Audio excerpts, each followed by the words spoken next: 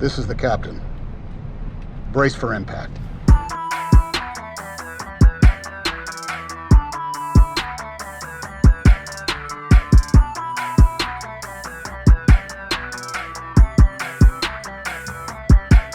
Hello.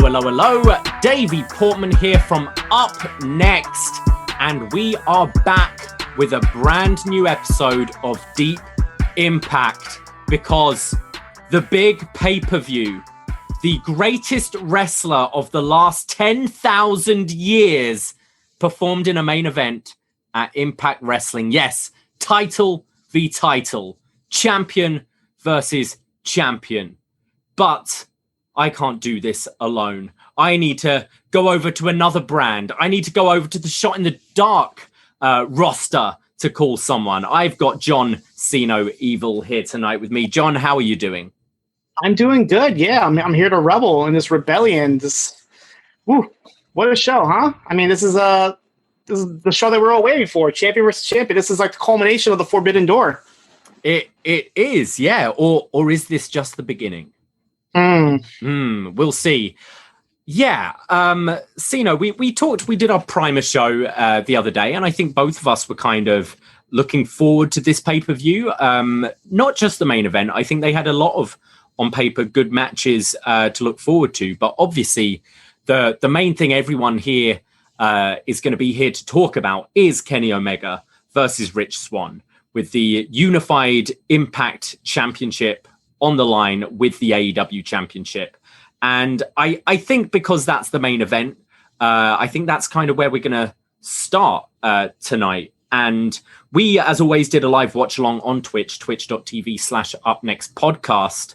And we had quite a lot in the room, especially for the main event. And quite a few people saying that they actually bought the event for the first time, and first time pay-per-view buyers, that kind of thing. So obviously, from Impact's point of view, this experiment, if you want to call it that, kind of did pay off. But do you think we'll be getting these fans possibly paying for the next one? That's the thing. I mean, going into this, I know we spoke about it in the primer. I personally felt like this didn't have as much talk and hype as the Slammiversary show from last year, where we had all those like releases and who's going to show up and who's not going to show up. But there was some reports on Twitter that I guess this show had a higher buy rate than that show. So I'm like, oh, a lot of people are viewing this.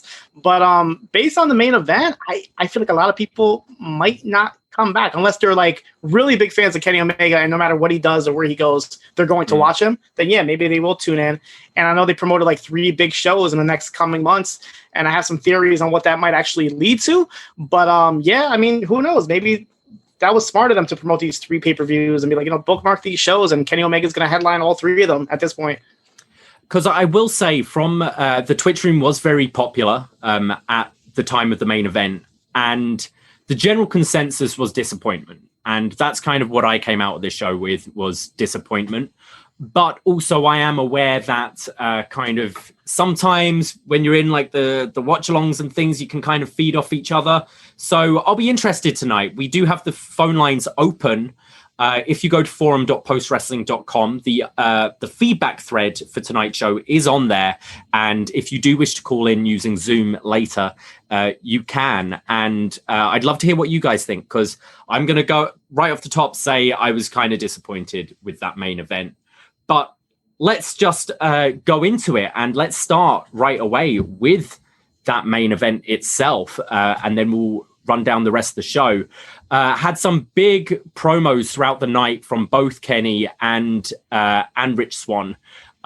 Maybe the best coming, as always, from Don Callis. But we had a great interview earlier with Rich, who is asked about his thought process going into this match. And he says it's the biggest match for our industry. It's unprecedented. 2 champions going for one goal: to prove we are the best and the top world champion.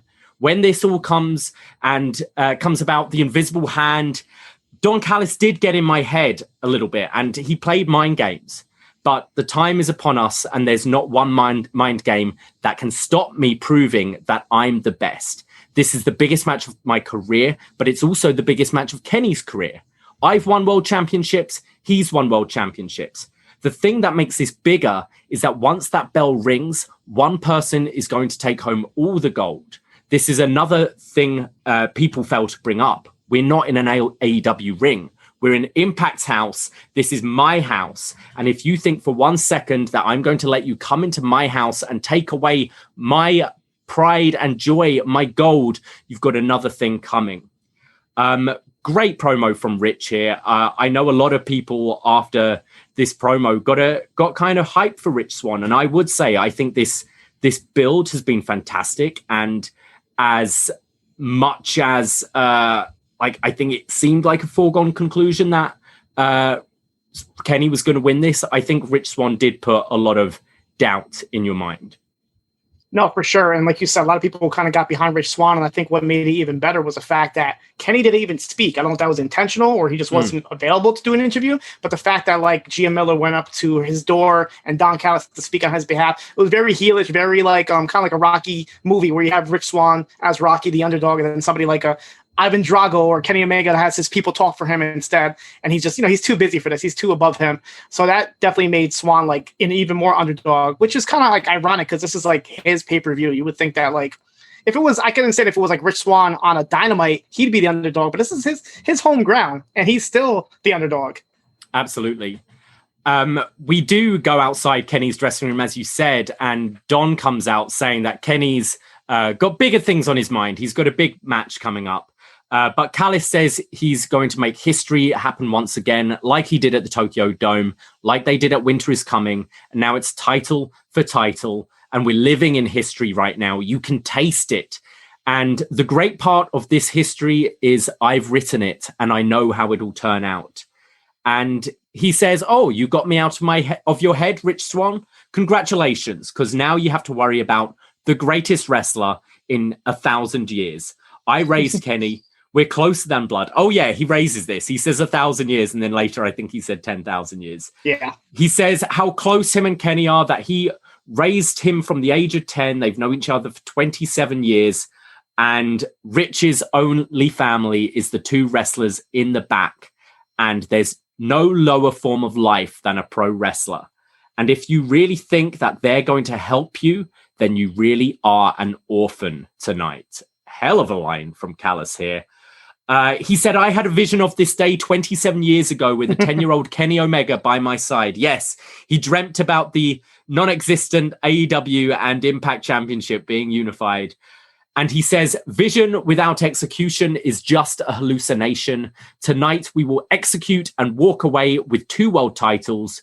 You and everyone else out there will be there to witness history. A lot of this stuff Callis has said before, but I think he's such a great mouthpiece. And why not hear it once more to just hype you up for the match? I think they made Swann such a great babyface going into this and Kenny such a dastardly heel.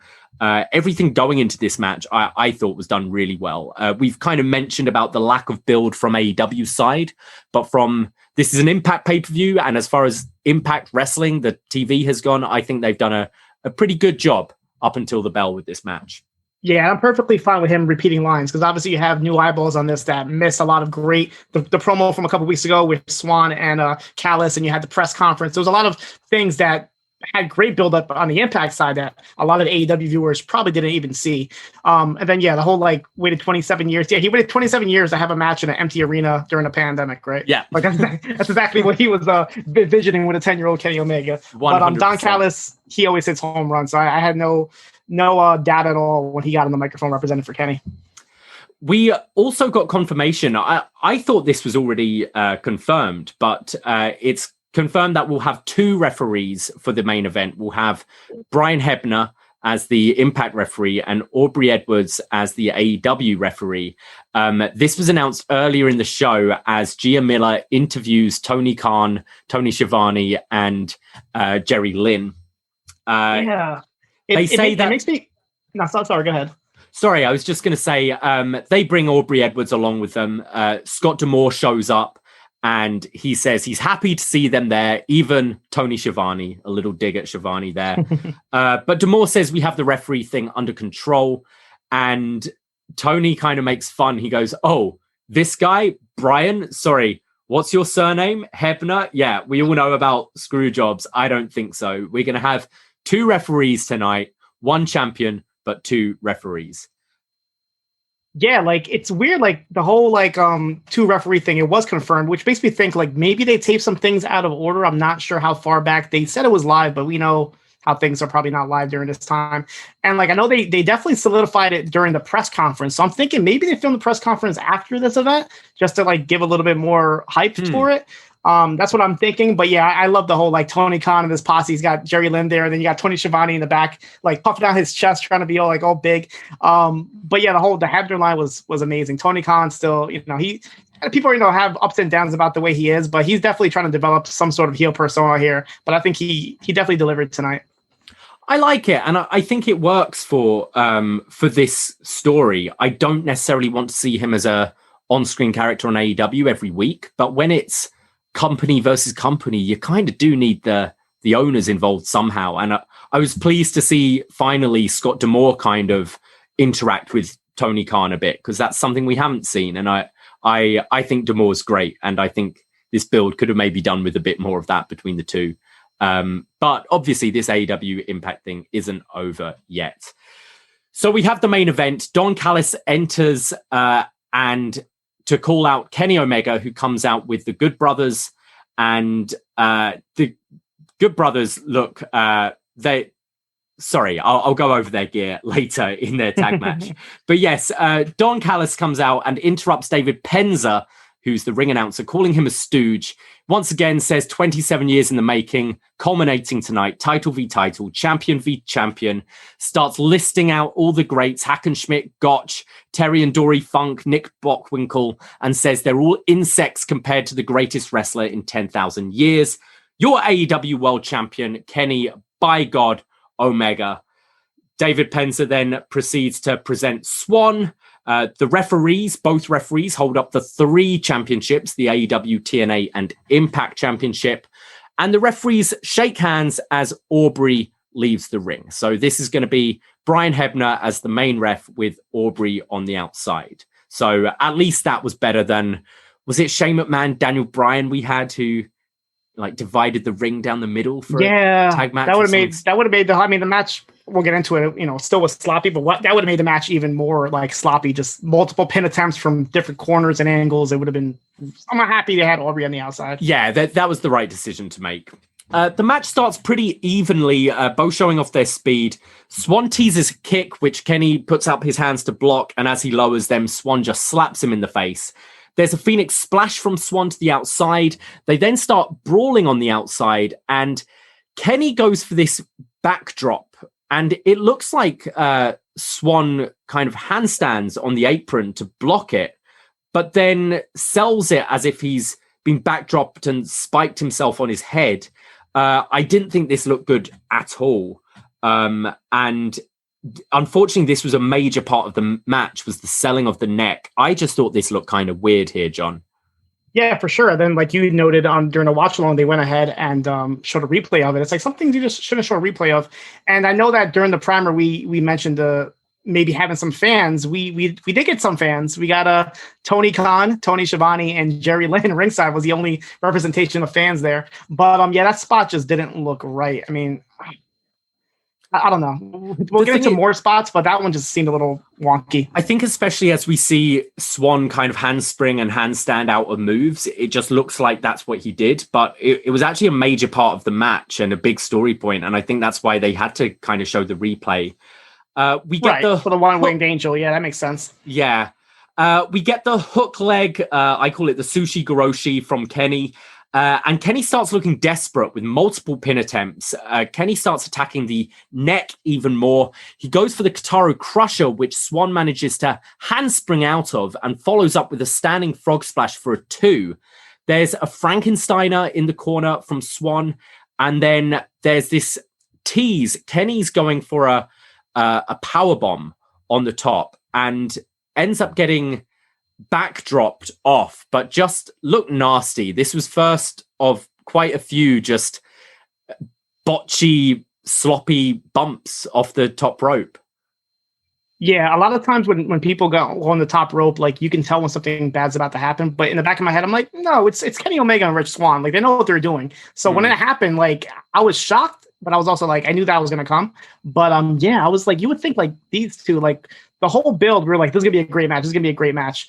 Yeah, that was just the first of many just really surprising like things. You think that these guys would work well with each other, but maybe not. Yeah, it was very odd. This is followed up with a big top rope frog splash from Swann for a 2 count. Kenny starts to fight back with a V trigger. He goes for the one-winged angel. Swann's on his shoulders, but slips out. Kenny comes back with another V trigger. There's a second rope one-winged angel attempt, but Swann slips out again and looked like he was maybe meant to hit like a poison rana or a sunset bomb or something, but didn't hit it at all. And you saw Kenny just in a split second be like, shall I take the bump? Shall I not take the bump? And he took the bump. But again, another just nasty looking, like just sloppy top rope move, which I'm sure if this hit perfectly would have looked really cool. And we've seen Kenny do stuff like this before. We've seen Swann do stuff like this before. It just wasn't their day. We get a Snapdragon from Kenny, another really dirty looking Snapdragon from Omega, and then a handspring cutter from Swann, but Kenny pulls Brian Hebner in the way and the ref eats the cutter, allowing Kenny to grab a steel chair. He teases to hit Swann, but Aubrey slides in and milks this for all it's worth. The dramatic pose behind Kenny as he's raising the chair. She grabs the chair from his hands, pulls it away, and says, "This is a fair fight." We then get the springboard cutter from Swann to Omega, but followed by a cradle, which Kenny kicks out at 1. Kind of didn't sell this move at all. Counters to another cradle for himself, but Swann kicks out. Kenny goes for a V-trigger, which Swann sidesteps and hits him with a Michinoku driver for a 2. He hits his second rope Phoenix splash, but it's missed. We get another V-trigger from Kenny, the one-winged angel, but Swann fights out, but gets caught into Kreut's wrath. It's the electric chair into the deadlift German. Looks great. Followed up by the Tiger Driver 98, 1-2, but Swann kicks out. There's another V-trigger. Another V-trigger, this time with the knee exposed. And then just before Kenny can hit a third V-trigger in a row, Swann collapses. Kenny then grabs him by the face, pulls him to the ropes, so Eddie Edwards and Willie Mack, who are at ringside to support their friend, can look in his eyes as he hits a final V-trigger to the back of the head. Swann tries to fight back, but Kenny hits another knee under the jaw, another V-trigger, and then the one-winged angel. And Kenny Omega wins the Impact and AEW Championship in 23 minutes. Yeah. I'm a little callback to some of the things you mentioned, but like the second botch attempt, yeah, it was definitely supposed to be like a poison rana. And then you could tell that like Swann was trying to call an audible and do some sort of sunset bomb with one hand, but obviously Omega didn't realize that. So he just kind of fell awkwardly back. So that looked even worse when you could tell they were trying to fix it on the fly, but couldn't. Then you had the thing with Aubrey Edwards with the chair. Like that was a little too overdramatic. She's like standing there with her hands on her hips and kind of shaking her head, wagging her finger. You're like, come on. Like he's holding the chair for like 20 seconds. Just take it away from him. But maybe they're trying to like build up the whole thing like, oh, she's AEW. Maybe she's going to allow it. But her facial reactions didn't really say that. And then I was really surprised that Kenny Omega just no-sold his Swann's springboard stunner, like kicked out at 1 and like got up right away. Like I was really shocked by that. The positives, I mean, the V triggers look deadly, like always. The one-winged angel obviously looked great. But overall, this match, I kind of wish it was maybe taped or edited at least, because there were a lot of spots they could have definitely worked around. It did not show off both champions good in any light. I mean, this could be one of Kenny Omega's worst matches, if that's even something you could say, I guess. I mean, I would personally. It was not his best showing at all. Very amateuristic for a Kenny Omega scale. And yeah, and I wouldn't necessarily put that all on Swann. I just thought there was no connect. Like we've seen Swann have great matches with guys. We like just the other month, Swann and Moose had a fucking great match. And I know Moose really isn't everyone's cup of tea, but I thought that match was way, way better than this. We know Rich Swann can go. We know Kenny Omega can go. There was just something not connecting here. I don't know if it's Kenny's more used to that 20 by 20 ring, whether that's got anything to do with it, whether the ropes were slightly looser, or maybe they just weren't connecting. It wasn't their day. But also, I just didn't feel Swann really got enough in. There was no moment where I believed he was going to win the match, and I think that's kind of what I said before the show started tonight. If there's one moment, because I think we all thought Kenny was walking out of this as double champ, but if there's one moment where you buy that Swann could win it, then it's great. Like, think how the streak worked for all those years. All those years, you kind of thought, oh, Undertaker's not going to lose this. But they have those moments where they put that doubt in your mind. There was never the doubt in my mind in this match. And it just seemed a bit of an easy win at the end. And I agree with you about Aubrey. I think it's something maybe she's not as used to, because they've always had some sort of fans there at Dynamite. The empty arena thing, I know from my acting experience, there's such a difference, like performing a play in a tiny studio with 30 people in the audience where it's very intimate, to performing in a big theater with 1,000 people, or performing on camera. You kind of have to change the style. And I felt Aubrey was playing to Daly's place, where really she just needed to play to the two people in the ring. It was very dramatic and kind of made the match feel cheaper. I thought it just felt quite amateur at that point. It really didn't need any of the ref bumps. I was surprised we didn't get more shenanigans, actually, with everyone around. And I would say that is a positive thing. But realistically, the ref bump didn't need to happen at all, because it didn't lead to the finish. It should also be noted that Mauro Ranallo was on commentary, but it was a 3-man booth. It was him, Stryker, and D'Lo Brown. And honestly, from what I heard, D'Lo sounded like non-existent. It was mostly just Mauro and Matt, which I think are two voices that don't really go together, because they're both kind of like over the top. I would have just kept it Mauro and D'Lo, or maybe even Mauro and Tony Schiavone, since he was there and have kind of like representation from AEW. But from what I heard from Mauro, he was in Mauro style. He didn't really go too crazy over the top. But then again, there wasn't really anything in this match for him to go over the top. It wasn't like your takeover main event. But from what I heard, Mauro was pretty good. Do you want to go into like what we think might happen with Kenny Omega's like title reign? Because I have a couple like suggestions of what they can do going into the future now that he's actually champion. Yeah, absolutely. As we said, like this, you could have looked at this as the culmination of this story, but perhaps this is the more of the beginning of this story. Now, Kenny's going to be representing AEW and Impact. Where do you see it going from here? Yeah, I mean, they made the promise that he was going to be there every week, so that should be something that at least they have to promise or deliver in some way. And they really hit hard the fact that there was 3 pay-per-views like back-to-back. I know they promoted Under Siege in May, Against All Odds in June, and then the big one being the Slammiversary one in July. They had kind of like a similar promo they did last year, where it's like the world changes again. So last year, obviously, the storyline was all these people being able to compete after the 90 days are up, and they're going to debut at Slammiversary. So they did the same thing here. They showed some pictures. They showed Samoa Joe. They showed some New Japan talent as well. Me personally, I would have the next 3 shows, Kenny Omega has to defend the title. So I would definitely maybe do a rematch with Swann. A match with Moose definitely has to happen. And me personally, if it's possible, if he's able to wrestle, I would have Samoa Joe coming in, representing Impact, being the guy that finally takes the title back from Omega, and then somehow go into AEW after that. Just kind of being like kind of how Taz did back in the day, where he fought Mike Awesome representing WWE, but he still took the title and gave it to ECW. Something similar like that with Samoa Joe. And that would be huge. And honestly, I can't see anybody right now that's big enough to represent Impact at least and take the title away from Kenny. Nothing against Swann or Moose, but if you have a Samoa Joe and you build it in advance, or you actually promote the fact that Joe is going to come in and fight Omega, and that's your main event, that would be huge. That would be humongous.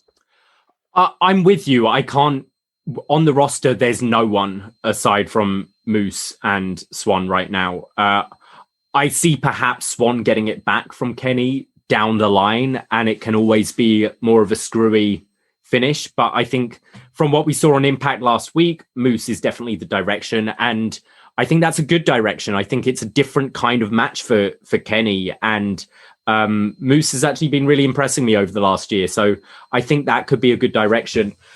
Joe, if it can happen, I love it, but I got to admit, got kind of burnt last year with Slammiversary, so I'm tempering my expectations. It's gonna be Tucker. We all know it's gonna be Tucker, right? It's gonna be Tucker and the Iconics. Now, two questions. So, are you one surprised that Moose didn't show his face at all? And number two, his promo that he had on on Impact last week, it was pretty much like a warning to Swann. If he doesn't win the title, he's going to be coming after him, right? That was like what he said. So, I guess they're going to be going back to Swann and Moose without the titles on the line. I think so. I mean, I wonder if Kenny is defending on all three of those Impact shows. Maybe the Impact Plus show could be Moose and Swann, number one contender, that kind of thing. But yeah, I think maybe the biggest story coming out of this show is Kenny being the kind of double, triple, quadruple champion, whatever you want to call him. And I think it would have taken away from that to have any angle with Moose or whatever after. I think you can save that for TV. We've got weeks of TV of tapings now. You can start that story off on Thursday. But maybe we do have a couple of people who'd like to talk about the Kenny Omega Rich Swann match. So let's go to a couple of calls and then we can get to some more overall thoughts on the whole pay-per-view a bit later on. But I know MJ is itching to tell us how much he loved this main event. MJ, how are you doing there? Good evening, gentlemen. I'm a very disgruntled Kenny Omega fan tonight. Oh, and no. Davie, you are being far too nice to Richard Swann. Where to begin? First of all, it should be known I ordered this pay-per-view. I spent the $40. I supported Impact Pro Wrestling. The last time I did such a thing, I went to the infamous Sting Jeff Hardy taping. So this is the first pay-per-view I've gotten back in Siino. How many years is that? That's a long time. That's been a while. Yep. So I was listening to you guys, and I went inside, and I ordered the pay-per-view with 3 matches left. And to my surprise, I turned on what I thought was Monday Night Raw. Everything was red, and looked like it was in the Performance Center. Flashbacks to this time last year. So right away, I was unimpressed, and I kind of had, in my head, said, this is not going to go well. I thought the main event was ambitious. I thought they tried to do a lot of stuff. I thought Kenny took the kid gloves off and really tried to get a great match out of Swann. I thought Swann was just not up for it. I mean, this was like the equivalent if Rich Swann was still in WWE, this is like him fighting Seth Rollins at WrestleMania. Like they're going to do a title unification, or not a unification, but a title match. And, we're thinking about Omega. He's going to go out and collect titles. He's going to fight Ibushi. He's going to fight Ospreay. And this was Rich Swann. It was extremely disappointing. And as a Kenny Omega fan, I kind of bought into this idea. He'd go out and have amazing matches. The one in AAA was a banger. This was a clunker. And it kind of leaves me feeling, after the way that they positioned him with the Moxley debacle, they made him the fall guy for you set up a bad exploding ring.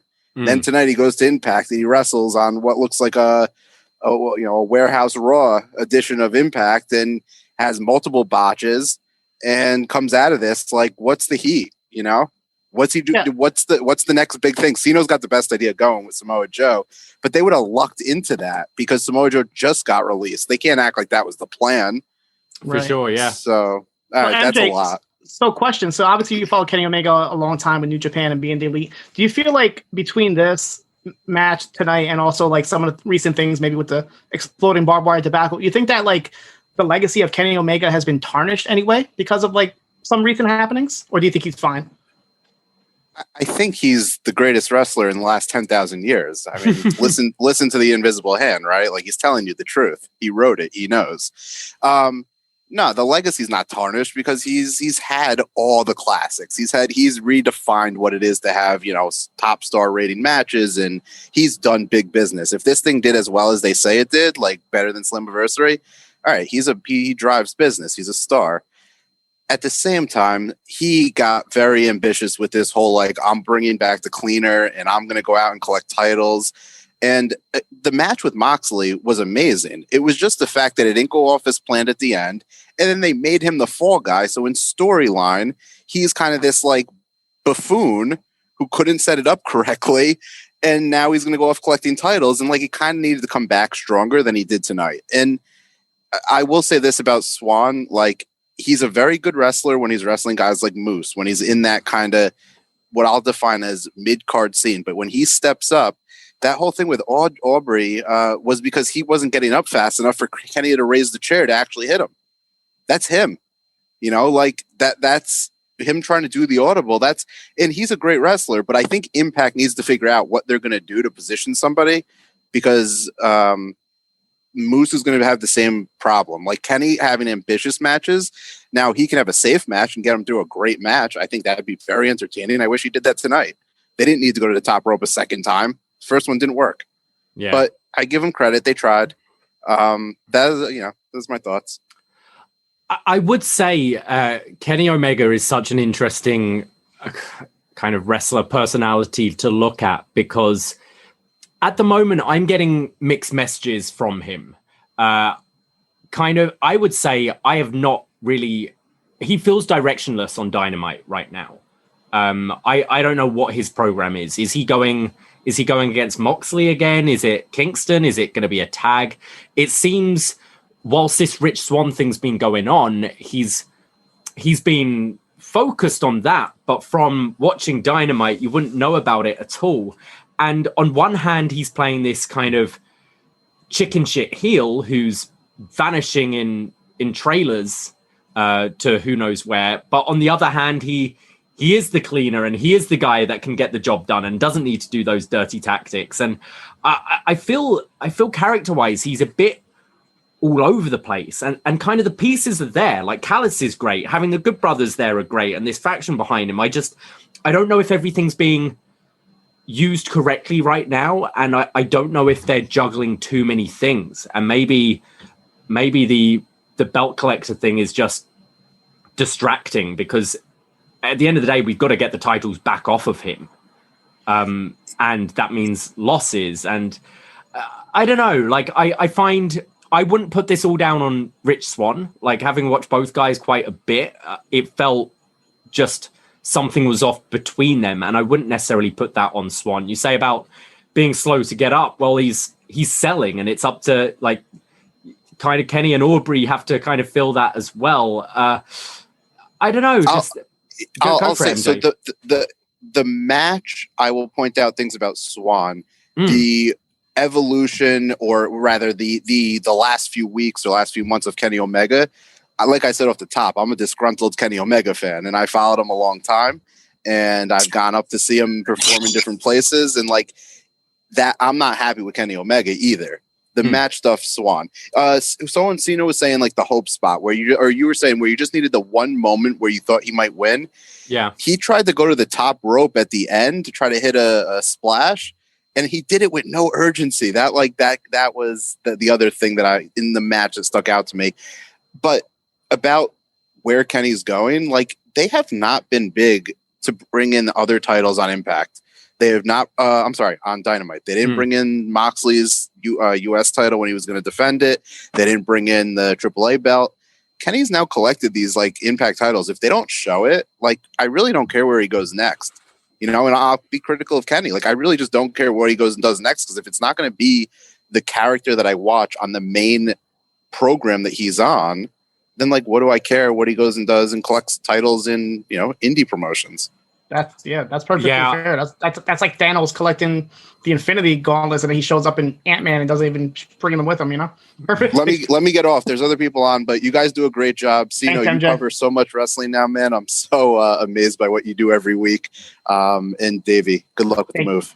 Bye, guys. Thank you very much, MJ. Cheers. Yeah, I think MJ makes a good point there. Is if you're not going to highlight it on the main show Kenny's on, then what's the point? And I would say, I'm a Kenny Omega fan, but he's not the person I'm excited to see every week on Dynamite. I'm not excited to see Kenny's title run when I tune into Dynamite. I'm more interested in other things, which kind of tells me something isn't quite working there. Yeah, it's going to be weird because like we're going to get some sort of a semblance of, I mean, probably not on this week's episode of Dynamite because it was already taped unless we get some sort of pre-recorded thing. But then like he's involved with this thing with Kingston and and Moxley. So even if he does like bring up Impact, it's going to be an afterthought. He's going to like mention it, or Cal's going to mention it, and then it's just going to be forgotten about, and they're going to move on to whatever the AEW storyline is. So yeah, I agree with MJ. It's like, if you're not going to talk about it, this main character, then why should I care? He's absolutely right. Well, let's go now through the rest of the show. And if anyone wants to call in later, we can get some calls about kind of the rest of the show and any more thoughts on the main event. But we start off with, there was a dark match, actually, a pre-show match. Rosemary and Havoc defeated Kimberly and Susan in the pre-show. Nevaeh just quietly being released by Impact. It seems like they were going to do a bit of a feud between her and Havoc that just led to nowhere. Seems very strange, but their blow-off match was literally on one of the Impact before the Impact pre-shows. That was the final match. Havoc won, and then Nevaeh just silently went away. And now she got replaced with Rosemary. Now it's Rosemary and Havoc, I guess, are a new tag team. While Kimberly is back from her injury, and Susan is still kind of, from what I heard, she kind of was clicking back in and out from her Su Yung character. So that's the story with that, I guess. Right. So still always just playing around with Susan. Is she Susan? Is she Su Yung? Is she Susie? Didn't get any of that tonight, though. But we start the night with an X Division Championship match. It's a triple threat. Ace Austin defending the title against TJP and Josh Alexander. We've seen a lot from these three over the last few weeks. Everyone's got a win over each other. Seen a lot of combinations. I feel like I've even seen this triple threat match before. I might be wrong. But this starts off very quickly. They actually tease a kind of three-way grapple at the beginning, which I thought was pretty cool. And pretty much the whole match was all three wrestling at the same time, which seems to be a bit of a newer formula with triple threats. They're kind of easing away from the one person goes to the outside and takes a nap while the other two have a singles match. This whole match is pretty much the three of them. We get a beautiful Fosbury flop from Austin, taking out both guys on the outside. At one point, Ace Austin pulls out the playing card to do the paper cut through the fingers, but the referee really doesn't like this and pulls it away. Don't you dare! Yeah, you can use chains and stairs and chairs, but don't you dare use a card. This is it's a triple threat match. It's no DQ, and yeah, we've seen so much crazy stuff happen. Even later on tonight, there are singles matches which are regular rules that are more dangerous than this, but for some reason the referee draws the line at a paper cut. Hey, maybe he sees that as like a form of blading. I mean, technically you're cutting yourself, right? I mean, that could cause blood, so maybe that's a no-no in Impact. Maybe. We have Josh Alexander hitting 2 German suplexes on Ace Austin. Austin struggles to get out of the third, but then gets hit with a straight jacket German, which looked awesome. TJP stops Alexander doing the divine intervention, the Tiger Driver 98. And then Josh Alexander hits maybe the best move of the whole evening. All three guys are fighting on the top rope, and he hits a side Russian leg sweep superplex to both guys. You know me, Siino. I love me a good side Russian leg sweep. Add a superplex into it, make it an avalanche. Fuck yeah, this looked great. TJP then hits the Mamba Splash to Austin, but Alexander breaks it up by applying the ankle lock to TJP. TJP then goes for the detonation kick, but this gets countered into an ankle lock, which TJP reverses into a knee bar as Alexander applies a new ankle lock to Ace Austin. So all three are in some sort of submission here. TJP then gets kicked off, but comes back and applies the octopus stretch to Alexander as he's applying the ankle lock to Austin. Austin breaks free and hits the fold to both guys, which looked really cool, but only a 2 count. Alexander then hits divine intervention to DJP, but Austin breaks it up. Austin then goes for like a kind of Rana off the top rope, but it gets countered into the ankle lock. Looked kind of weird, the bump, but it was saved with the submission transition here. TJP then breaks that up with the Mamba Splash, and then Fulton, who's on the outside in Ace Austin's corner, breaks the pin. TJP then takes him out, and the two are brawling on the outside as Josh Alexander hits divine intervention to Ace Austin, 1, 2, 3, and Josh Alexander in 11 minutes, 14 seconds is your new X Division champion. Yeah, I mean, just like we predicted, we knew this match was going to be great. Like any combination of these three or anybody in X Division is going to be a great match. The only negatives is I didn't expect a title change because, like you pointed out, this title has switched around how many times since this year started alone between TJP, the same guys, Ace Austin, Josh Alexander. And like you said, we have seen this match plenty of times, like combinations. You throw in Petey Williams, Falaba, Madman Fulton, but the match itself was great. I mean, whenever they had like the triple submission spots, like things like that are just always like great to watch. I just feel like and I mentioned this before, I feel like they need to just change up the division, throw in Samurai Del Sol, aka Kalisto, into this X Division and watch how crazy the matches could even get. But yeah, I'm just shocked by the result. I'm just, like, Josh Alexander just had it, I feel like, a couple weeks ago. Like every pay-per-view or Impact Plus special, I'm pretty sure the X Division title has changed hands. So that's my only negative about it, but the match was great. I'm with you 100%. I've been covering Impact for a year now, just over a year now, and I think this is maybe the 7th or 8th champion. We've had Willie Mack, we've had Chris Bay, we've had TJP, we've had Rohit Raju, we've had Josh Alexander, we've had Ace Austin. It goes on and on and on, and it feels every pay-per-view this title changes, which does somewhat devalue it, I think, but I thought the match was really good. It's what you expect from these three. I would say because we've seen the combination before quite a lot, it didn't necessarily feel fresh, but I thought they delivered a good match. I would say let's get Black Taurus out of Decay and put him in this division as well, because I think he could really freshen it up, and he's someone you already have on your roster. Oh, absolutely. I would love to see him. And there's a lot of people on this roster they could probably throw in there if they really wanted to. If they were able to hold on to, I know they're the tag champions, but if you were to like throw in a David Finlay in an X Division or even a Robinson as a solo act, that would be amazing. But overall, really, really strong open to the show. Just a good, quick match. I think this is the right choice to kick things off. I really enjoyed this. We go to an Eric Young promo, who Eric Young has got a torn ACL, so is out rumored for about 6 months. But he's there with Violent by Design. He was scheduled for an 8-man match tonight, but we see him with Violent by Design talking to an unknown person. They're off shot. And he says, "The sickness tried to remove me and take me out, but I'm still steering this ship. And it led me to you. You're not ready for the truth. You're not ready for Violent by Design, but you're ready for the opportunity. You'll make your mark in one fell swoop if you do what I know you're capable of." So very unlike Impact to kind of not promote a mystery man ahead of time. They could have sold this even more pay-per-view buys tonight if we'd have known there was going to be a mystery man. Yeah, it makes me wonder how far in advance this was taped or they knew of the injury, because it could have been just like a sudden. And we'll get into who the mystery person is, but maybe that person themselves wasn't really prepared. So yeah, maybe they just didn't really have a heads up on it. You never know. It could have been like a day up thing or a week up thing. So we go to the match. It's Eddie Edwards, Chris Sabin, James Storm, and Willie Mack taking on Violent by Design, which is Joe Doering, Deonna, Rhino, and tagging with them tonight is W. Morrissey. Oh my God, Siino. I couldn't believe we had the return of W. Morrissey to wrestling.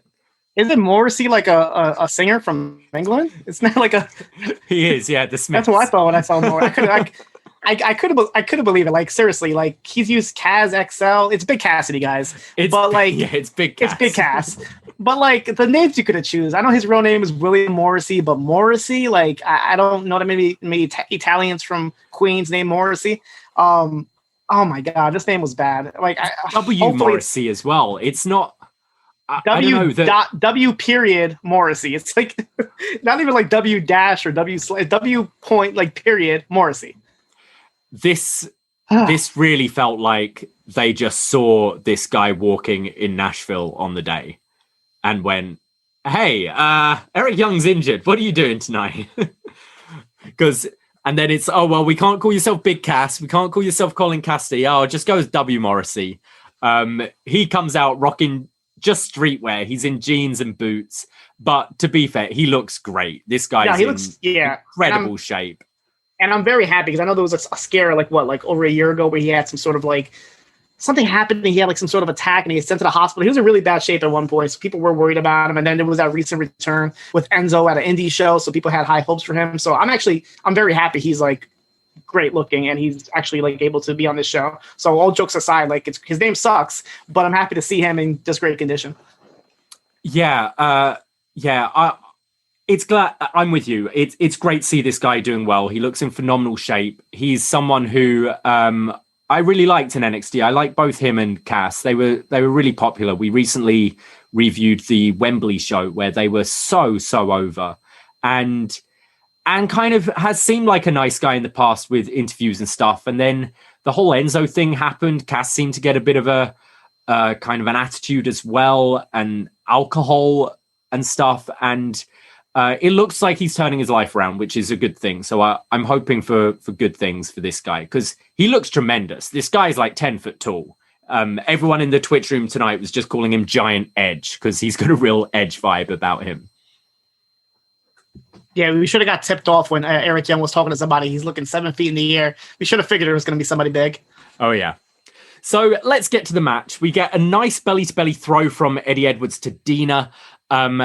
James Storm and W. Morrissey then have this big stare down in the ring, and that's when you realize just how big Cass is. He's huge, just towering. His name is Morrissey. You need to call him either W or Morrissey. You can't call him Cass anymore. W. You realize how big W is here. We get a big boot to Storm, sending him to the outside. There's this great hot tag to Willie Mack, who really like lifted this match up. He hits this awesome looking spinning uppercut. There's a tope suicida from Sabin, taking out Rhino and Doering, a cannonball from Mack, a Liger bomb into a PK combo from Edwards and Sabin, which looked pretty good. And then the top rope elbow from Storm for a 2. And then everyone is on the outside. It's JR's favorite spot.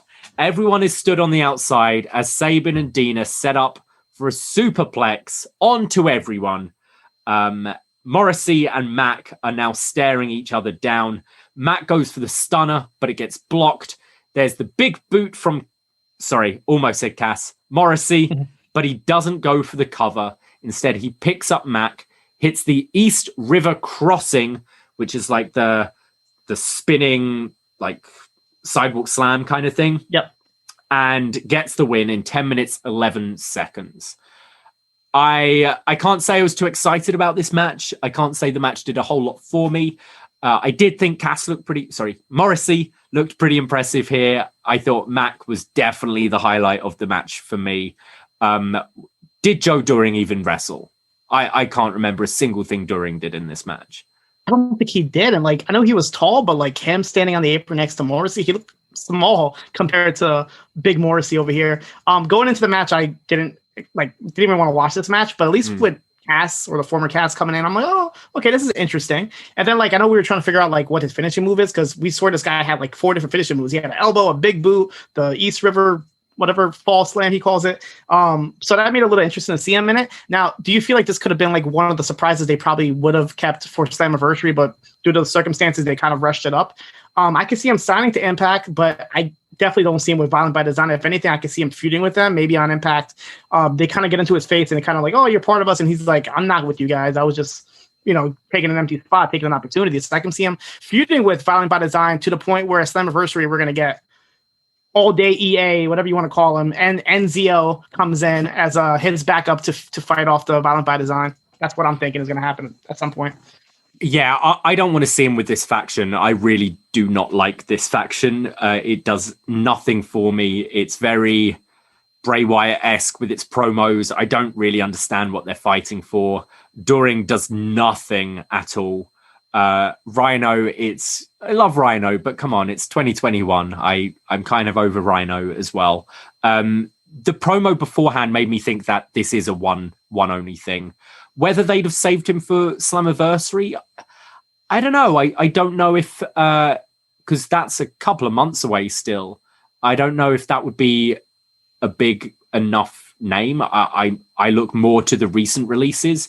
Right. But we know he did stuff with in Gallows and Anderson show, promotion, which is kind of affiliated with Impact somewhat. I think they put it on Impact Plus, so the relationship's obviously there. But I would prefer to see Cass in a babyface role. I think that's how he works better, even though he can be a monster heel.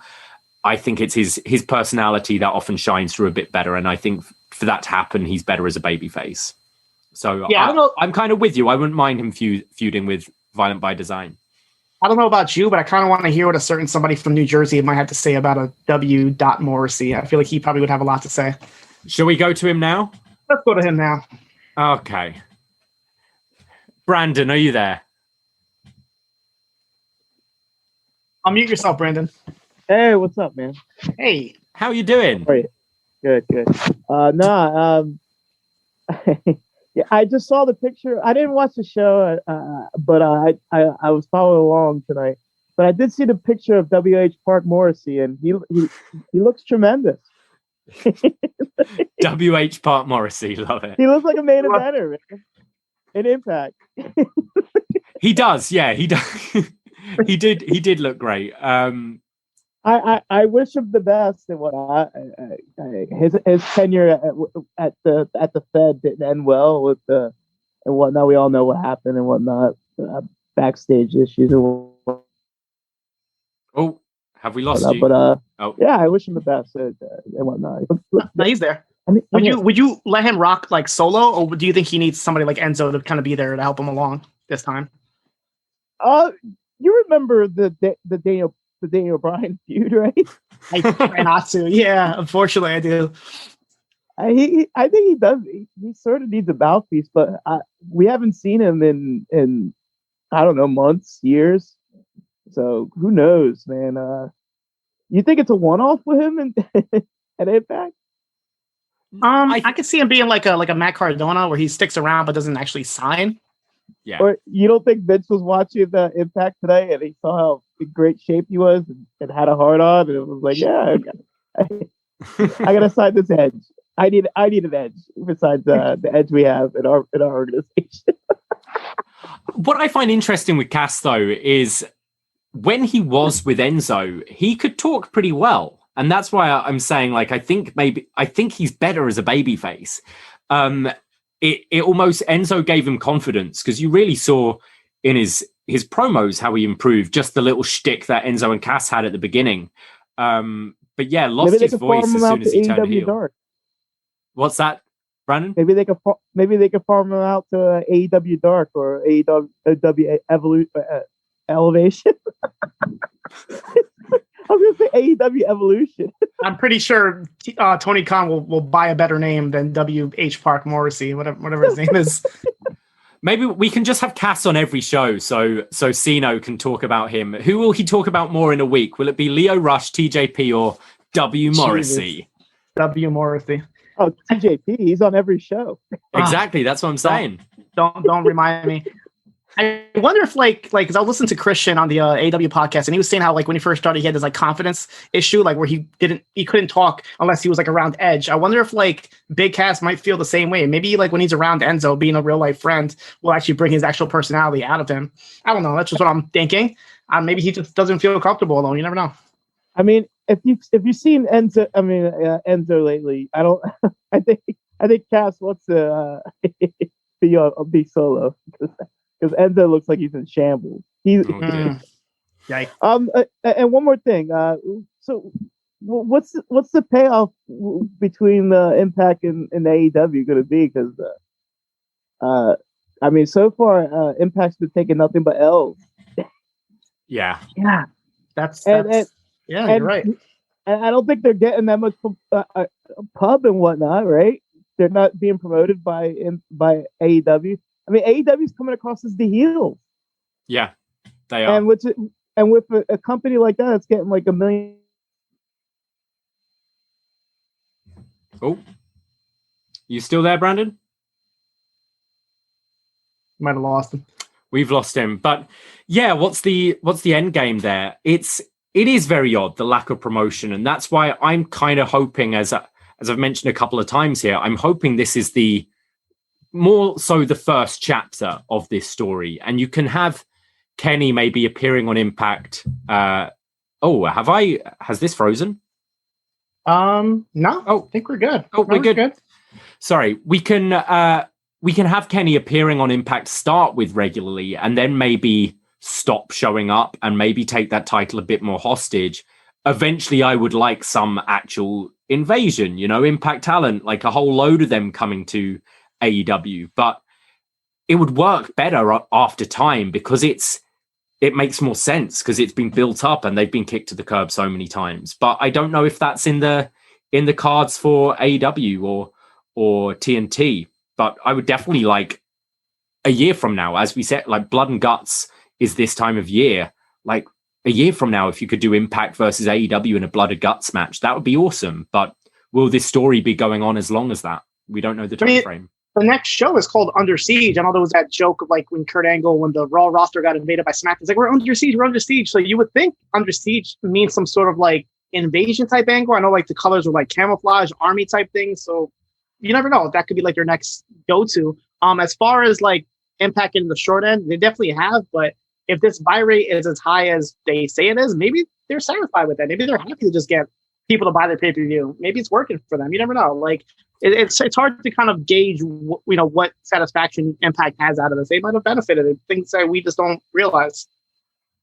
Well, let's get back to the show. We go to our next match. It's Brian Myers taking on Matt Cardona, the former Kurt Hawkins and Zack Ryder. The whole story going into this is these guys are best friends. Brian Myers came over to Impact to kind of start fresh and be on his own. But shortly after, his best friend Matt Cardona comes along. And bad news, Brian isn't happy with his former tag partner being there because he thinks he's trying to steal his spotlight and tread on his toes. And it's all culminated in this match tonight. Now, Matt Cardona comes out. We were trying to work out what his gear is because we know he loves his action figures. We know he's a bit of a geek at heart.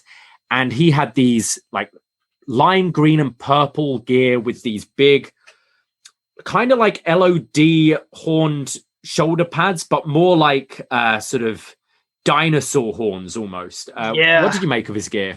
Yeah, initially my thought was like he looks like some sort of like Ninja Turtle villain or something, just like some Bebop Rocksteady type of character. Then he had like some Nasty Boy colors, obviously Legion of Doom. But then I thought about it. I'm like, you know what? Mortal Kombat just came out. I know Shao Kahn has like the shoulder pads with the spikes coming out. So maybe that's what he was going for. But it was just like a mixed match of just all types of things into one. It was like maybe he just took 4 of his favorite action figures and told his ring gear guy to make an outfit, some original outfit. But yeah, he had that. And Brian Myers was supposed to be Weapon X from Wolverine, but to me it looked like one of the Putty Patrol members for the Power Rangers. So I think that kind of that straight gray color didn't really do nothing for him. He didn't really look Weapon X to me. Myers' gear never really does a whole lot to me, but especially the Putty Patrol gray. But Cardona's gear was excellent, I thought. Really WrestleMania level gear here for Cardona. Yeah, he definitely was saving it just in case Stanford gave him a call, I think. Yes. Cardona goes for the handshake before the match, but Myers flips him off. Cardona goes for the broski boot early, but Myers slips out the ring. They now start brawling on the outside, and Cardona at one point actually sticks his thumb in the bad eye of Brian Myers, followed up by a missile dropkick. Just want to reiterate, this isn't a no DQ match, and the same ref was fine with the thumb in the eye, but God forbid you get a playing card and put it in between someone's fingers.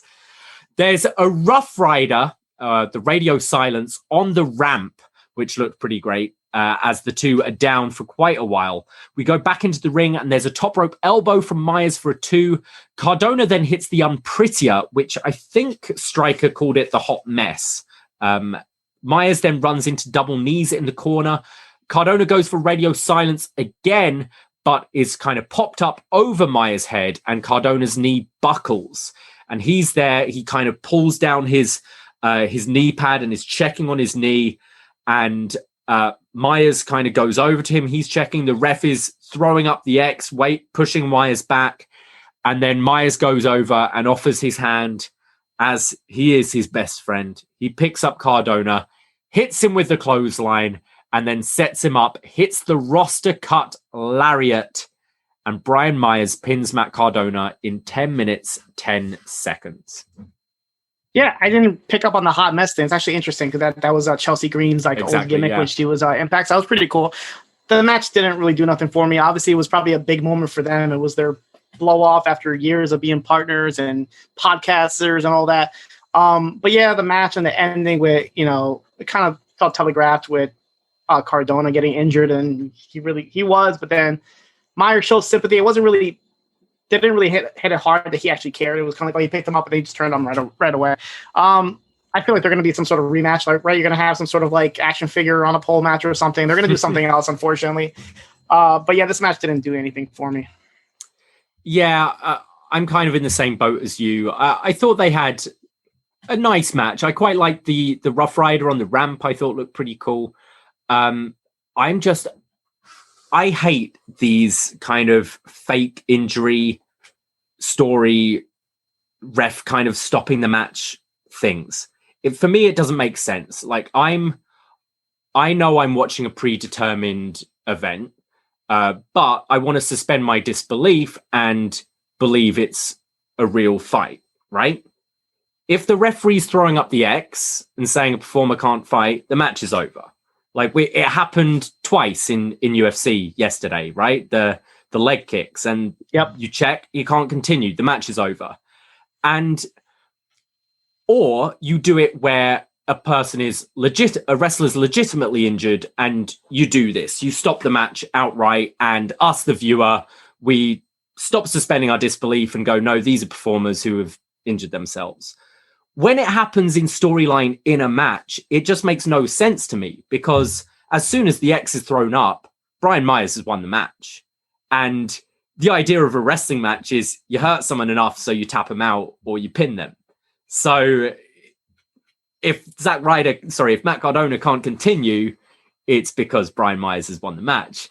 Maybe I'm being petty, but it's something that just drives me mad. And then you're doing the tease with the friendship thing with the handshake, which I understood, but I don't know. It just bothers me, and it always takes me out of the match. I said the same thing in the was it the Winter is Coming match? They had a kind of injury angle in that as well. It just really takes me out of the match. Yeah, I agree. And a little quick note here, John Pollock had a breakdown of the Slammiversary tease. So some of the names that they showed was Samoa Joe, Mickie James, Chelsea Green. Then they also showed TNA footage of Okada and Naito, and also a shot of Keiji Muto. Then they showed the Mexican and Australian flags representing possibly Andrade and the Iconics. And something interesting is they didn't actually have a date for Slammiversary, so maybe they're trying to coincide with exactly when the no compete clause ends. And then a funny note is there are other shows they promoted, Under Siege on May 15th and Against All Odds on June 12th, are both going head-to-head with UFC 262 and UFC 263. So don't mark those dates on your calendar, because most likely Impact didn't realize that, and they're probably going to have to change it. But yeah, so some interesting names. Obviously, the same thing they did last year with all these people coming in. But obviously, coming off of this match with Cardona and Myers, I could definitely see Chelsea Green coming in. I know I threw in this crazy idea of Hawkins or Myers aligning himself with Mojo Rawley and Tenille as the alliance to end Cardona. And then Cardona brings in his sweetheart, Chelsea Green, the hot mess, Laura Van Ness, the bride herself. And we have a crazy mixed tag match to the levels of Matt Hardy, Lita, and Edge. Why not? Let's do it. That's funny, though, you saying they haven't said the date for Slammiversary. Yeah, they're probably just trying to find out advertising all these people, and they haven't legally been able to have any conversations with anyone yet. Exactly. But why not? Why not? Promoting, eh? We go to our tag team championship match, women's tag team championship match. It's Fire and Flava, Kiera Hogan and Tasha Steelz defending the title against Jordynne Grace with her new partner, Rachel Ellering. And they're accompanied to the ring by the recently retired Jazz. With her new manager's license, they said. She just signed up. She officially became a manager. Yes. What do you think about that? Do you think do you think this was just like one last appearance for a bit of fun, or you think Jazz is actually going to stick around in Impact in a manager role? I think she's going to stick around. I mean, look, her first match, we'll get into it, but she was successful. So why not stick around as a manager? Who knows what her contract status is? Maybe she still is under contract. They might want to use her as a trainer or something backstage. So why not use her on TV as well? But yeah, I can see her sticking around for a while, at least for this set of tapings. The match starts with Jordynne and Rachel just throwing Kiera around everywhere. We get a double suplex from Fire and Flava to Grace. There's a lot of double teaming from Kiera and Tasha. They isolate Jordynne Grace in their corner. Quick tags. Grace eventually starts to fight back with a big boot to Steels and a spinebuster to Kira and makes the tag to Ellering, who hits an STO to Kira and a first rope spinning leg drop. Jordynne then tags in and jumps off the back of Ellering with a clothesline to Kira in the corner, followed up with like a double team senton knees from Rachel Ellering and Jordynne Grace, which looked pretty cool. So Kira was lying on the knees of Rachel Ellering as Jordynne delivered a senton. There's then a double suplex from Jordynne to both members of Fire and Flava. Jordynne then backdrops Tasha to the outside, who on landing hits a cutter on the apron to Ellering. I didn't know what to make of this move, to be honest, John. I wasn't quite sure what I was looking at or who was taking it. But I think it looked kind of cool. It was just a bit sudden and Tasha taking this backdrop and countering it into a cutter, but it looked a bit messy, but it was kind of cool. What did you make? Yeah, this is the spot that was right before the Jordynne Grace dive to the outside. Right? It looked a little weird as well. Yeah, both of these back-to-back just felt really kind of like sudden out of nowhere. It definitely gave us the good reaction of, whoa, but yeah, it didn't seem like it went to plan. But it definitely got a reaction. As you said, there's then a tope suicida from Jordynne, which looked a little scary as well. Grace then hits a top rope cross body to the outside. Tasha pulls Jordynne to the outside, and they're fighting out there as Ellering hits a fisherman sit-out spine buster to Kira for the win in 9 minutes, 28 seconds. Yeah, I was surprised. And I think overall, I have to admit, this entire Fire and Flava tag run has been really disappointed. I mean, right from the get-go, they were treated like a joke. They were thrown into that Fire Flava Fest thing, and then they're kind of like running away from Jazz and taking the pin during Jazz's retirement. Like, so disappointment, because I was so looking forward to the Knockouts tag team. Then you have this team who comes in, their first match together, and they win the titles right away. This match wasn't all there for me. There was a lot of sloppy moments, unfortunately. And these are four wrestlers that everybody knows are obviously really good. So you expect a little bit more. I'm hoping for a rematch where they can probably get a little bit more time and show a little bit more. But yeah, I'm surprised that Grace and Ellering have the titles, and there really isn't anybody for them to feud with unless they go to the rematch, and then maybe down the line you bring in the Iconics, because there really isn't that many tag teams in this brand new tag team division.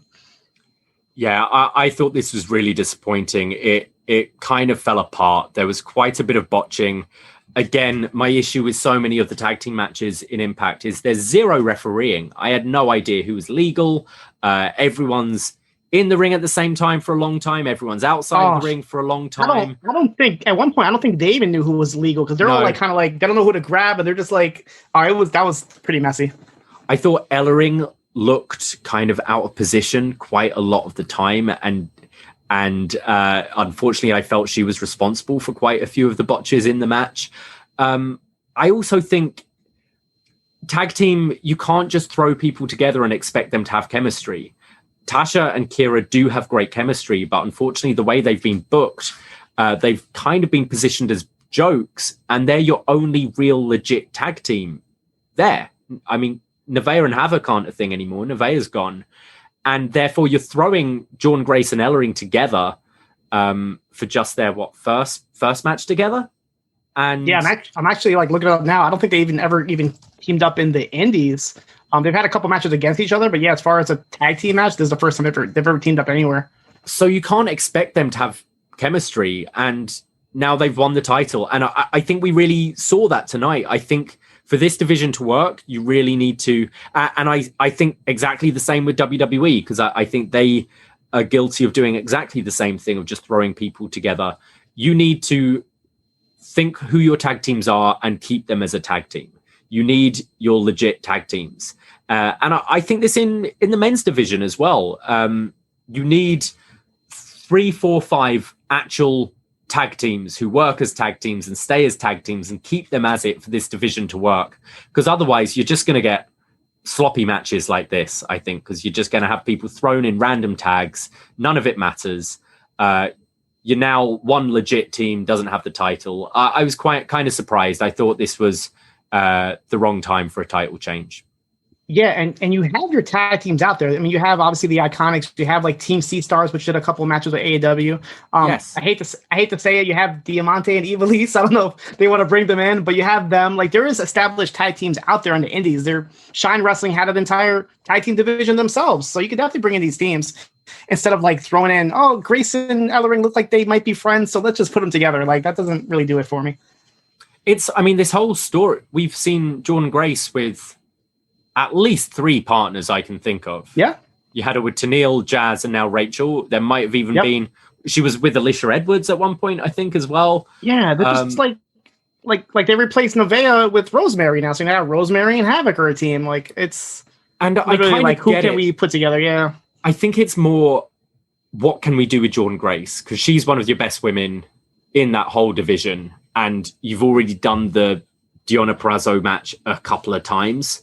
So I feel it's more, we need to do something with Jordynne Grace. So let's have her in the tag division. But yeah, I can't say I've been too impressed with the Knockouts tag division since it started, which is a real shame because I'm very high up on Kira and Tasha, but it hasn't been good recently. Yeah, I feel like we're not gonna get. I mean, the first time they had the Knockouts tag divisions, it ended up being ODB and Eric Young as the last tag team champions because that division fell apart. I really hope it doesn't end up the same route here. I hope not. The Iconics will help for sure. I think they'll at least make the division fun, right? I hope so, yeah. We go to our next match. It's a last man standing match. Trey Miguel taking on Sami Callihan. Trey comes after Callihan hot right away with a bunch of drop kicks, and then Callihan eventually catches Trey and just dumps him over the top rope, pretty much a back bump to the floor. This looked so scary, but what a great start to this match. This just the opening to this match really woke me up. I thought this was awesome. Yeah, no, like we're like making fun of it in the chat, like how quick are they going to start going to the, make the count, ref, make the count. And it was right away because like he just got dumped out there right into the barricade. Like that was actually a warranted count him ref, because I feel like he was knocked out after that. I wish we would see more of that in wrestling, just like straight out the gate, just crazy moves like that. It felt like a big like monster Royal Rumble spot, just launching someone over the top. I thought it was very impressive. We then get sliced bread number 2 from Trey on the floor, followed by this crazy tope suicida that Sami Callihan gets out of the way, and he goes crashing right into the guardrail. This looked nuts.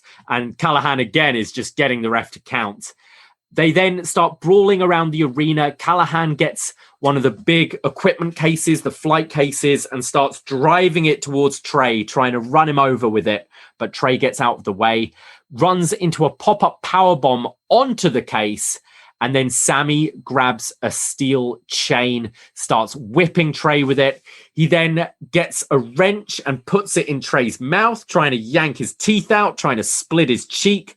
Sami's now launching chairs at Trey's head. We're back in the ring, and there's a load of chairs piled up in the middle of the ring, and Trey hits a side Russian leg sweep to Callihan on all the chairs to get back into it. There's then a table which is set up upside down with both of the legs standing up, and they start teasing suplexes onto the legs of the table. Keep on standing, switching, reversing, both going for the suplex. Eventually, Sami picks up Trey and scoop slams him onto the legs, but Trey still manages to make it up and beat the count. Callihan is now... Sorry, it should be noted he didn't fall like on the actual parts that stick up, but like the little divider in between part. Because if he would have fell, it would have been like some Mortal Kombat fatality. I feel like if he would have fell right onto the top of it. But it was still right onto a metal bar. Sounded. Oh yeah, no, it still hurt. Yeah, definitely. But I feel like if I'd rather fall into, if I had the choice, I think I'd rather fall into like a flat, straight pole opposed to one sticking out. That's just me. So Trey makes it back to his feet. Callihan is now throwing more chairs about. They're then now fighting on the top turnbuckle as a table is set up, and Sami hits a pile driver off the turnbuckle onto the table, but they kind of both slip off it and don't break the table. Looked way nastier and scarier than it could have been. I am the table indeed. And you now see both legs of this table are completely fucked. They're then now fighting outside the ring, and Sami has set up a pair of steel steps sideways, and they're now fighting on top of that. Sami is going for a suplex off of these steps onto a table on the floor, but Sami grabs Trey low, squeezing him in his manhood to make him let go, and then hits the pile driver on the steel steps and puts the steps on top of Trey to have him down for the 10. The ref starts to count, but then around the 8-second mark, we see Trey appear from under the ring, run up and hit a cutter off the steps to Sami through the table. The referee starts to count as Trey pulls himself up on number 9. The referee counts to 10, and Trey Miguel wins the match in 15 minutes, 25 seconds. I really like this match. I enjoyed it possibly more than the main event. I feel like this actually, every single spot in this had me invested. Like, there wasn't, like, a lot of times in Impact, you have these hardcore matches where, like, okay, they're just brawling to the outside, they're wasting time. But I feel like every single spot that they set up here, and I have to give credit to mostly to Sami Callihan, everything that he set up really was like, oh my God, what's going to happen now? What's going to happen here? The ending was a little weird because if the steps are on top of you, unless there's a trap door underneath or something, or a side door, how exactly did he escape? Some David Copperfield trick for sure. But yeah, the match was great. The tables, I don't know where they got these tables from, but yeah, they just, even the second time, like, it barely broke. They had to kind of like double force it once they fell to make sure it broke. So yeah, the match was great. And I know we were making fun earlier of Cardona saving wrestling gear for WWE. I feel like Trey Miguel might have had some gear as well that he saved for his NXT debut, because he had like these, the armbands and the wristbands that were like kind of like the John Cena style, but it has like literally like the legit, it wasn't even like, it looked like it was a legit WWE logo, but upside down to form an M. So it was a little weird that he was able to wear that at Impact. Maybe he just had those in case. But yeah, the match was great. I got to give it to both of them, Trey Miguel and Sami Callihan. I'm not coming into this. I know you heard me on the primer. I really didn't have high expectations for this, but I have to admit, for a last man standing, they delivered. I'm just curious if they're going to continue after this. I mean, there's plenty of ways to top a last man standing match, but do you feel like it's warranted? I feel like this match had a substantial winner. Like, there wasn't really any controversy or anything. No, I think Trey needs to move on now. Start moving his way up the card. I think he'd mix it up great with some of the X Division lot. Like, I'd love to see him versus Josh Alexander, but I think the main event is where I'd like to see him, and maybe get a title opportunity against Kenny on TV or one of the Impact Plus specials, perhaps. That would be a good step. That could be a great match. Yeah, Trey, like, you could have that Trey versus Kenny at the next show while Swann versus Moose for number one contenders, and then maybe Moose can go on. But yeah, you would think for somebody to like not go to NXT or AEW and to come back to Impact, to kind of be thrown to the X Division again, like that was the same position he was before. Yeah, he has to move on from that. He's got to go to the world title. He's bigger than that now, for sure. I really enjoyed this match. I thought this was match of the night, to be honest. I thought they used the time really well. This was up to this point on the show the longest match, but it kind of flew by for me, and I thought they kind of every moment had stuff going on. And I'm not a big fan of Sami Callihan. I think I made a joke on the Twitch as this started. It's like, okay, how long before we start throwing each other into the guardrails on the outside? Because that's every Sami Callihan match. But I thought they had a lot of spots that looked scary and dangerous and worthy of a last man standing match, but still just wrestled a good, entertaining match. And I'm not a fan of the gimmick that you don't get those near falls on a last man standing match. What, you stand up on 9 instead of 10? It doesn't quite have the same drama for me, but I really thought this delivered. I thought both guys did really well here. Yeah, and I have to give it up for Impact. I mean, maybe they heard us complaining about the I Quit match, but we didn't really get it thrown on our face that it was last man standing match. We had the referee count of the 10 at almost every spot like you had with the I Quit match. So yeah, it was good. It delivered for sure. I think I have to agree. It might be the best match of the show. We then have our tag team championship match. The Good Brothers taking on the Impact Tag Team Champions, New Japan's own FinJuice, David Finlay and Juice Robinson. The titles switched at the last big pay-per-view. It was Sacrifice, I'd like to say. Yeah, Sacrifice was the one where they got the titles before they left. Yeah. And they had a hell of a match on that pay-per-view. So high expectations for this one.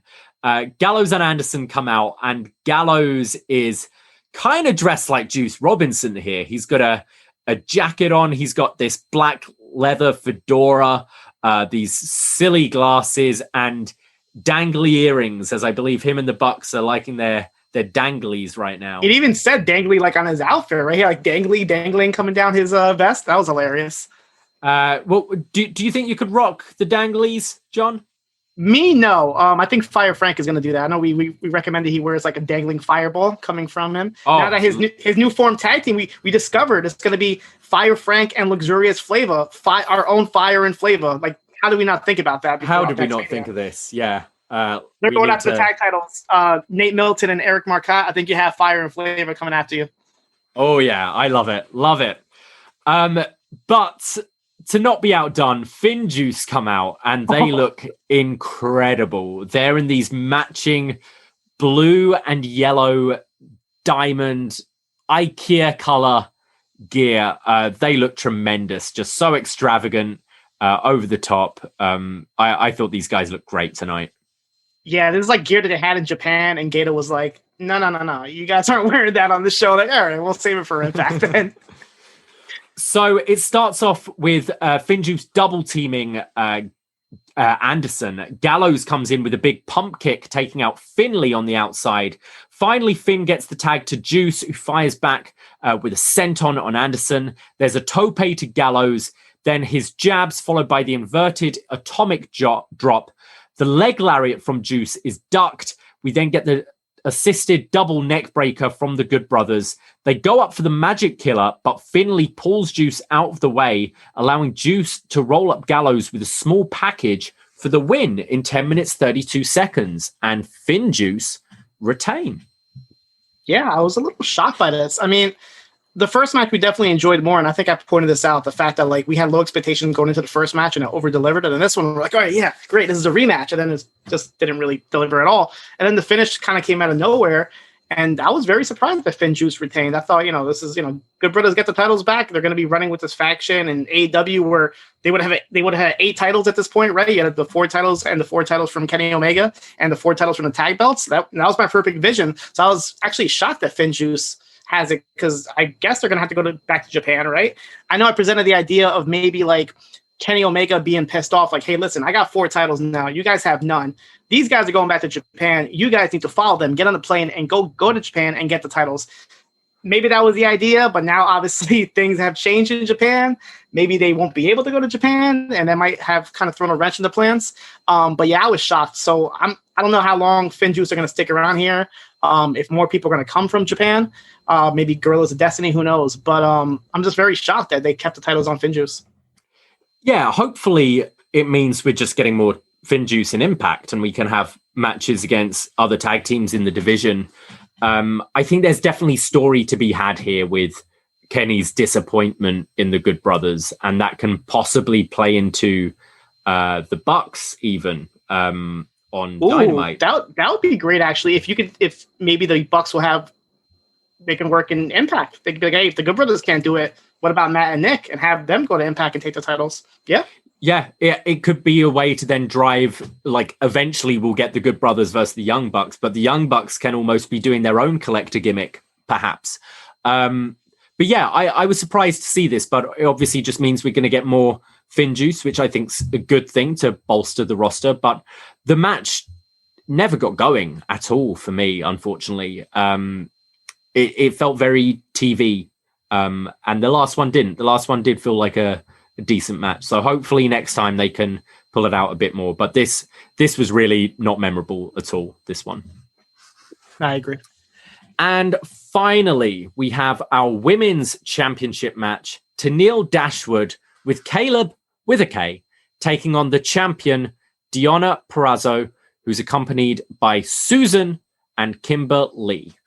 The match starts with a lot of submissions from Deonna. Tenille starts to come back with some clotheslines, followed by a top rope crossbody. There's then a bit of a stand and switch sequence with both going for their German suplexes, which Deonna eventually lands. There's a double underhook suplex into the corner from Tenille, followed by I'm still calling it, the Emma sandwich in the corner.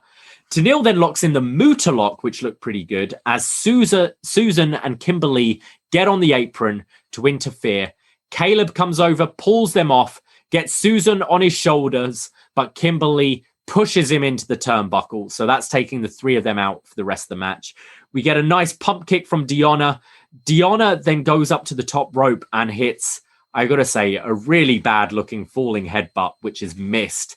Followed up by the spotlight kick from Tenille, which is her finish. But Kimberly breaks the pin. We then get a Fujiwara armbar attempt from Deonna. It took her quite a while to get it applied. And at this point, this is where both women just look kind of lost. The interference kind of got in the way. They kind of looked like they didn't have their footing. But eventually, Deonna hits the neutralizer, kind of the Gotch style front face slam that Cesaro does. I believe she's calling it the Queen's Gambit. And Deonna retains the championship in 9 minutes, 45 seconds. Yeah, this match, unfortunately, like one side of me was like expectations and it was like the reality aspect of it. And I was like, this is it. This is Emma, Tenille Dashwood versus Deonna Purrazzo, two of the best women wrestlers in the world right now. Yeah, go out there and have the best match possible. But the reality was it was two heels with heels in their corner with the heel shenanigans getting involved and Caleb getting involved and Susan and Kimberly to the point where it just unfortunately under-delivered. I was hoping this would have been Tenille's breakout moment. She gets she would have sent Caleb to the back and it would have been a straight woman versus woman, but that wasn't the case. It was the usual Tenille stuff mixed with the Deonna stuff. Didn't mix at all. And then we're gonna go obviously into the post angle with the debut or re-debut, I guess you can say. But I feel like every month is just like who's the new person for Deonna to be. You had your ODB, you had your Jazz, now you have your Tenille, and we're gonna get into the next one as well. But it's just like, I don't know, something needs to be done about Tenille. Like it's not even against Deonna. I feel like it's Tenille just feels lost right now. Yeah, I kind of felt everything was wrong about this match. It felt, as you said, this is two heels going for the title here. It felt Deonna was leaning slightly babyface going into it because she was kind of putting over Jazz after her retirement and things like that. And Tenille's definitely been healing it up on TV. But the way Tenille was wrestling, she was wrestling like the babyface here. The only reason Caleb got involved was to stop the other two from interfering. So I took that Tenille was the babyface here. But unfortunately, the interference wasn't needed, I didn't think. And the two women just looked lost at the end of the match, which is such a shame because I think both are fantastic. But Tenille, like, I don't know if I can say that anymore because I can't say the last good Tenille Dashwood match I saw. Yeah, definitely. Well, I can. It was Emma versus Asuka at Wembley, which I re-reviewed the other week. Like, it's a shame because you see glimmers of it there from Tenille. Like I thought her whole spot with the Mutalock and everything looked lovely, but then other moments, I just think it feels like she's lost a step. Yeah, I mean, I will admit this though. Her and Caleb with a K looked pretty awesome with the matching orange plaid outfits they had. So I'll give that to them. But they did. She needs to like snap. I want to see Tenille snap and beat the crap out of Caleb and just go straight babyface and go after the title. It might not happen next, obviously, because we have a Wilde debut coming in to fight. Oh Deonna yes. next. So after the match, Deonna, Kimberly, and Susan are all beating down on Tenille when Taylor Wilde comes out, making her big return. She comes out smiling, runs to the ring, beats them all up. She hits a step-up tornado DDT to Kimberly and a German suplex to Susan. So I guess that's your next title program, Taylor Wilde and Deonna Purrazzo. Yeah, I mean, this is big. Taylor Wilde, she retired literally 10 years ago, like 2011. Former Knockouts champion, former two-time tag team Knockouts champion. So this is pretty big, and she looks great. She looks in probably better shape than she did back then. So I'm happy to see her in here. I feel like she deserves to be in this division. And I think she could have some really great matches with Deonna and anybody in the Knockouts division, to be honest. Yeah, I do kind of know what you're saying, though. The Knockouts division's a weird one because we do sing its praises. They've got talented women here, but they do just keep on having to bring someone in for Deonna to face. And there does feel a massive gap between, I'd say, Deonna and Jordynne at the top of your Knockouts division and everyone else there, unfortunately. So it's something they need to do. And I think a lot of that is down to purely the amount of comedy shit they do. Like, I haven't taken Tenille Dashwood seriously for so long. even the likes of Rosemary or even Taya when she was there, they do so much comedy stuff that I can't really take them too seriously when it comes to the actual matches, and I know they're good. So I think the Knockouts division is something Impact need to start working on, because the talent's there, but it's really not clicking for me at the moment. But hopefully Taylor Wilde, I've got to say I haven't seen anything of her. I wasn't someone who watched TNA. I just got into Impact during this empty arena era. That's my era of Impact, John.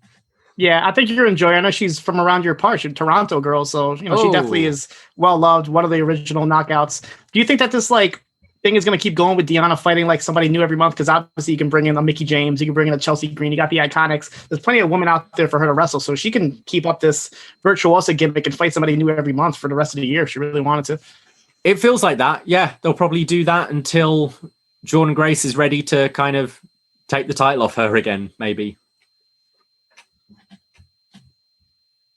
Okay, so that was the show. That was Impact Rebellion. Highlights. I think my match of the night was definitely the last man standing match. I really enjoyed the X Division triple threat, but I got to say that main event let me down. Yeah, unfortunately, and I really hope they get a rematch. I really hope that maybe they saw this and they're like, and maybe Tony Khan's like, listen, you guys are better than this. Let's have you guys fight on Dynamite. I know I brought out the idea of Blood and Guts. I don't know. I've heard the rumor of it being a 1-match show in 2 hours, but maybe you can squeeze in a Rich Swann, Kenny Omega match for that. Like, why not have the rematch there?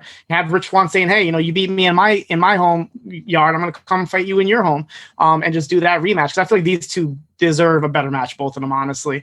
But yeah, I agree. My match tonight is this last man standing match. The X Division 3-way was great. Other than that, I mean, those are like the only 2 matches I could really recommend, honestly. The Knockouts matches weren't that good. The Impact tag match wasn't that good. Omega and Swann, I would still go out your way to watch it, but don't expect the Omega that you're used to. And shout out to WH Park Morrissey on his return debut over here. Hopefully he gets a new name soon, and might bring in his little New Jersey Pitbull with him as well down the road. Oh yeah. Well, that's what we thought.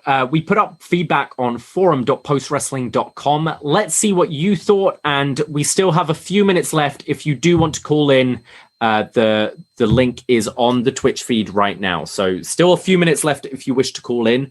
But I'm going to start off with Mark P, who says, just wanted to say I love the structure of the main event. The fact they played with so many tropes of a fuck finish and in the end went with a clean one. A ref bump. A chair being pulled away, a German with everybody's shoulders on the mat, people at ringside waiting to interfere, a really entertaining and rewarding high-stakes match. Just wish it had been in front of a live crowd. Okay, so Mark liked the match, liked all the kind of extra shenanigans, kind of teasing you that it was going to be a fuck finish, but ended up being pretty clean. I definitely think I'm going to go back and watch the match. I feel like maybe I should give it another chance, and obviously listening a little bit more, paying attention to Morrow on commentary. Maybe he helped the match. Maybe there's some things that I didn't hear while doing the watch along that I would have caught that maybe would have made me more invested into the match. So I'm definitely going to give it another chance because I feel like these guys deserve it. It's Omega and Rich Swann, 2 of the best wrestlers in the world. So yeah, maybe people out there loved it and thought the match was great. So we're going to go from. Sorry, go ahead. No, I was going to ask you if you had feedback. Yeah, I got it right here. Ben from Vancouver. Thought it was an okay show. Match of the night for me was the opener or Callihan and Miguel. Omega and Swann was fine, but I felt they gave Rich way too much. It's travesty that Chris Bay and Johnny Swinger weren't on the show. Both guys should have had some presence. Yeah, whatever happened to Chris Bay? Was he injured? I feel like we haven't seen him in his time. Yeah, it's been a while, hasn't it? Cardona needs to go away and evolve. Also, the whole Violent by Design stable is just death. Has looked okay, but I can't believe they couldn't come up with a better name than W. Morrissey. Overall, a 5 out of 10 show. Yeah, I'm upset that Johnny Swinger wasn't on the show as well. I can't wait for Enzo Amore and Johnny Swinger. That would be great. Have Enzo and Cass in Swinger's Palace. That writes itself. I don't think W. Morrissey should be going to Swinger's Palace. Maybe you're right. Enzo, yes. But yeah, W. Morrissey, maybe not. Yeah. And finally, we go to Dan from Regina, who says, first time buying an Impact pay-per-view, and I thought it was worth it. The X Division opener, the last man standing match, and the main event were my top matches of the show. I've been especially impressed with Trey Miguel over the past weeks, and hopefully they continue to give him a push. Who do you guys think Trey's next program is with? Okay, so we've both given thoughts about possibly a title match against Omega. Not a win, but a title match would be good. But who else is there you could see him mixing with? Yeah, I mean, I feel like if he's gonna fight Omega, he needs to have a couple matches before then. I don't think just beating Sami Callihan on a last man standing match warrants that. Trying to think who else. Trey, Miguel. I would love to see maybe have him with a couple X Division matches. Maybe not necessarily go for the title, but you can have him fight a Josh Alexander on one show. Have him fight like a Willie Mack. But I really think that Kenny Omega should be the next story, the next big match that he does have. And then at the same show, like we said, we could have Rich Swann and Moose go for the number one contendership. But yeah, I feel like he shouldn't. I feel like he could be in the X Division, but I personally don't want to see him have those matches. So I would go straight to Kenny. I feel like they're the only options, really. You could, Violent by Design, a feud with them just feels exactly the same as Sami Callihan, so I wouldn't go there. I could see maybe going back to the Ace Austin feud, and maybe that's a feud to kind of go for main event and separate them both from the X Division, perhaps. But other than that's that, good, yeah. Yeah, it's really X Division or Kenny, I would say. That's true. Yeah, because I'm looking at the card right now. People that wrestled today. It's like there really isn't that many people for him to feud with the exception of Violent by Design. There really isn't. Or like you said, if you take an Ace Austin out of the X Division and maybe have Ace Austin versus Trey, and the winner of that gets a title shot against Kenny, and that way you can elevate both Austin and Miguel. Yeah, absolutely. I feel, didn't we have some sort of tournament around this time last year for?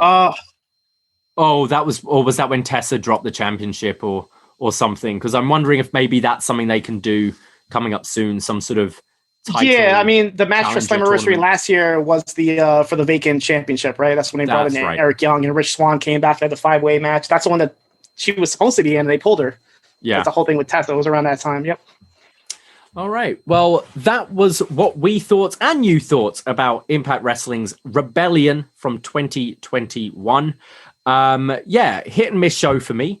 But we'll be coming back with another Deep Impact at some point. Not promising when.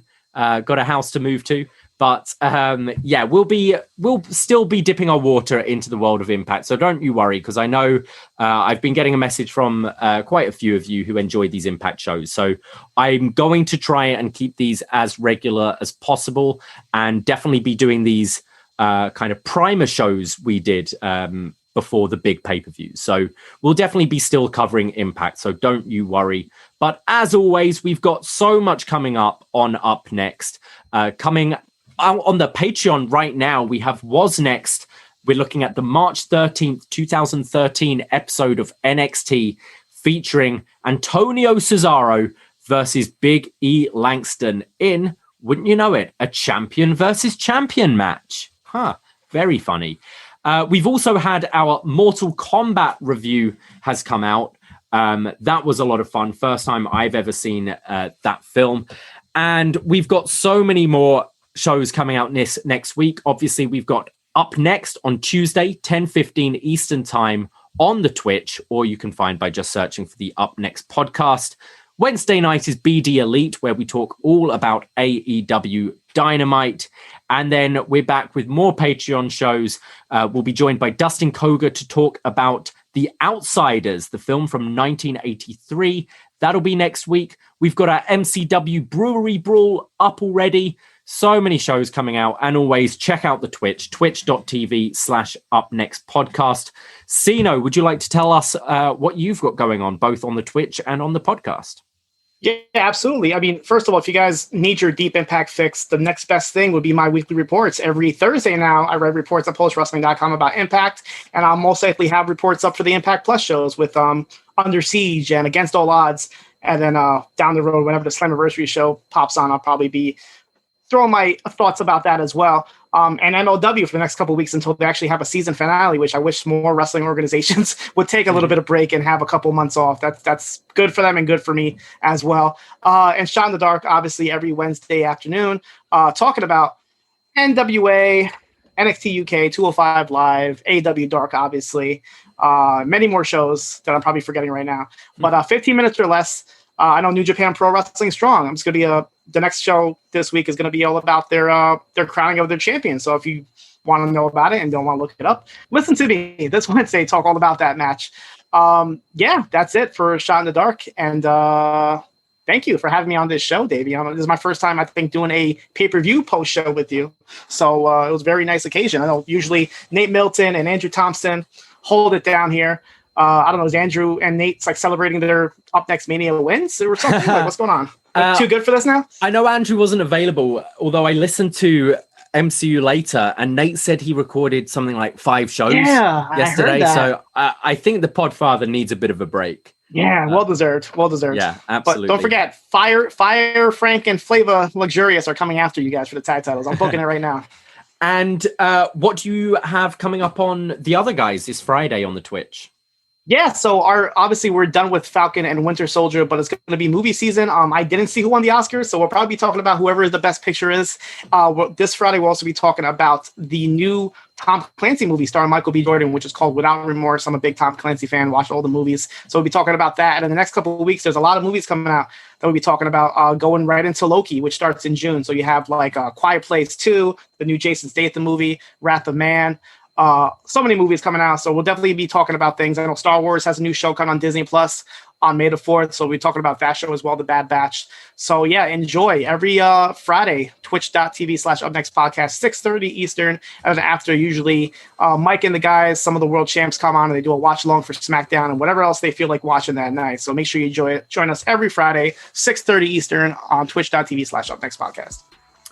Well, that's it from us. Thank you very much for listening, guys. Thank you, John, once again for joining me. Take care. Good night. Be safe. And I guess, Kenny Omega's the greatest wrestler in the last 10,000 years. He's the mega champion. 10,000 years, guys. Take care.